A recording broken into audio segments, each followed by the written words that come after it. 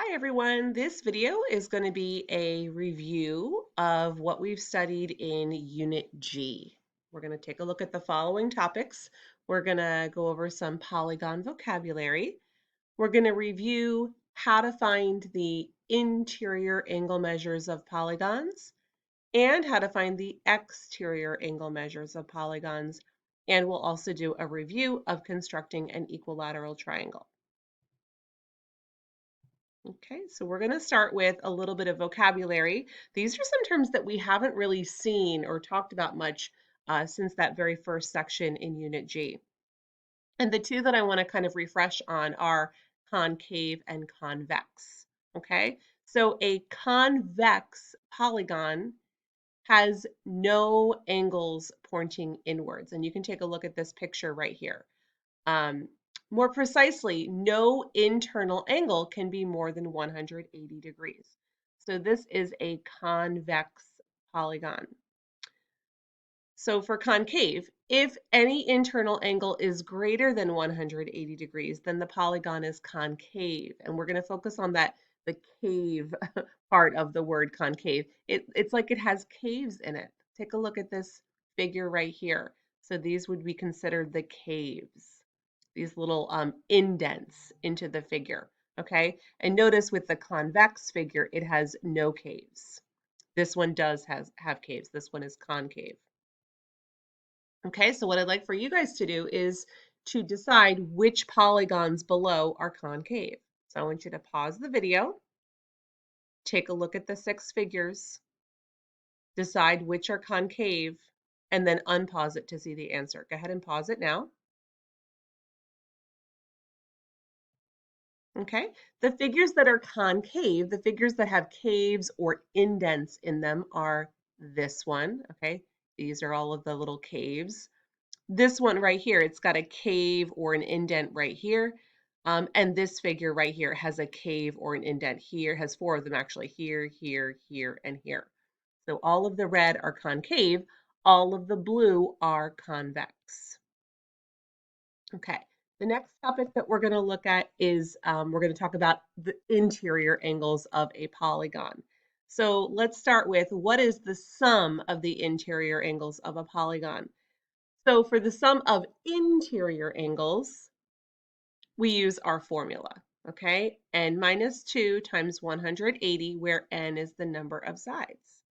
So let's try a couple of problems related to interior angles.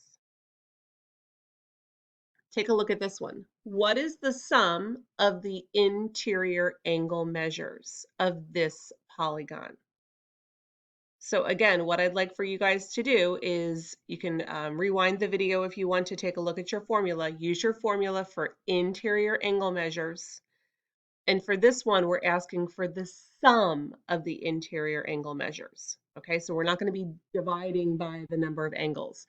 Just find the sum. So go ahead and pause the video, work it out, and then unpause it to see the answer. Go ahead and pause it now. Okay, let's go ahead and take a look at how we would work this one out. Okay, so there are several steps to finding the sum of the interior angles. First, we need to count up the sides, okay, and find n. Then we subtract 2 from n. And remember that step, it's a part of the formula, but it also goes back to when we were first learning about interior angle measures. We took a figure like this and we determined how many triangles we could form inside the figure. And it turns out we can construct n minus 2 triangles. That's where that step comes from. Okay, so we're going to go ahead and count up the sides. We're going to subtract 2, and then we're going to multiply by 180. So for this one, there are 8 sides. And remember, I like to find like a starting point in the figure. So I'm going to start right here and then count. So 1, 2, 3, 4, 5, 6, 7, 8. There are 8 sides. Subtract 2, and that equals 6. Okay. And then I'm going to grab my calculator here, and I'm going to multiply 6 times 180, and I get 1080. Okay, so 1080 is the answer. That's the sum of all of these interior angles of this polygon. All right, let's take a look at a follow-up question. This is the same figure, okay, and we know already from the work that we just did that the sum of the interior angles is equal to 1080. But this question isn't asking for the sum, it's asking for the value of x.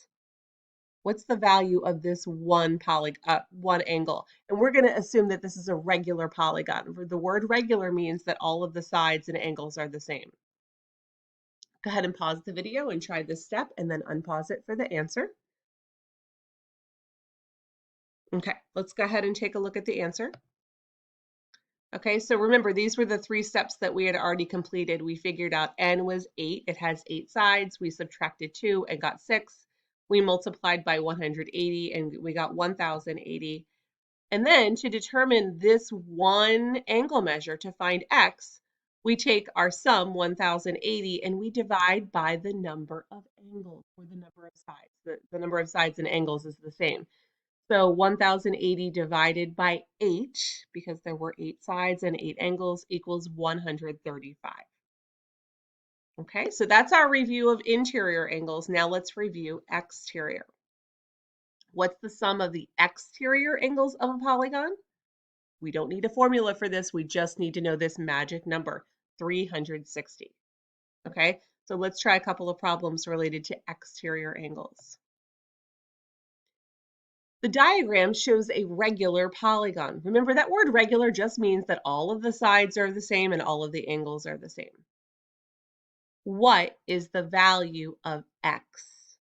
Okay, so first thing that I'm going to notice with this problem is that it's asking me about x, and x is an exterior angle. Interior angles are marked on the inside of the figure. Exterior angles are marked on the outside, on the exterior of the figure. Go ahead and pause the recording and find the value of x and then unpause to see the solution. All right, let's go ahead and take a look at the answer. Okay, remember our hint here is that the exterior angles, the sum of them is 360. So all we have to do is take 360 divided by n, where n is the number of sides. Okay, so how many sides are there? Let's start right here and count. 1, 2, 3, 4, 5, 6, 7, 8. Let's grab our calculator and we're going to do 360 because that's the sum of the exterior angles divided by 8 because we counted 8 sides and we get an answer of 45. So 45 degrees. The measure of this angle right here is 45 degrees. Let's try another one. Okay. This one says the diagram shows a convex polygon. What is the value of z? So for this one, remember the exterior angles add up to 360, and we're going to use this to write our equation. And what I'm going to do for this one is I'm actually just going to write the measures of the angles on the board here for you guys, just to make it a little bit bigger. I think it might look a little bit small on the recording here.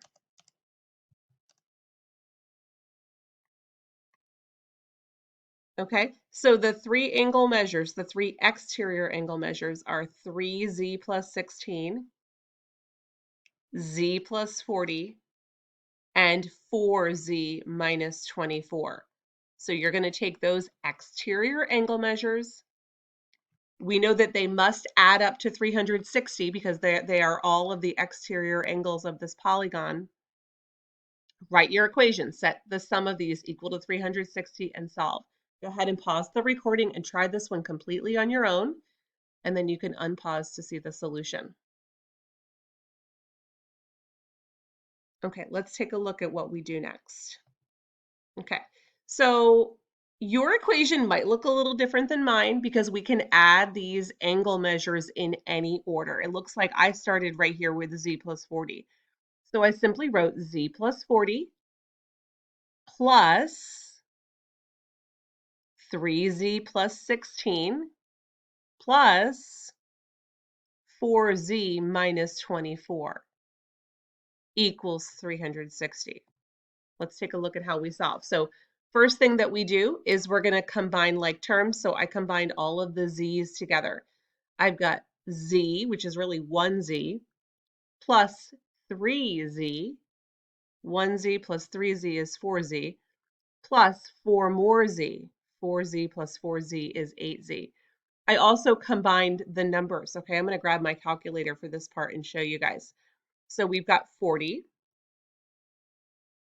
I'm going to skip the z's. We already combined those.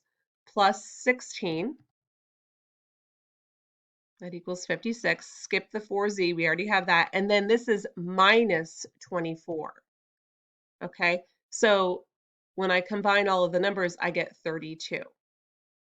So now I've got 8z plus 32 equals 360. Next step, we're going to subtract 32 from both sides. I did a minus 32 on the left and a minus 32 on the right. This 32 minus 32 makes 0. So now I just have 8z on the left.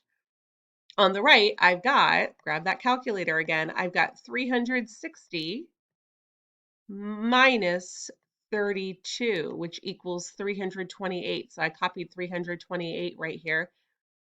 Then to get z all by itself, we're going to divide both sides by 8. We're dividing by 8 because z is being multiplied by 8.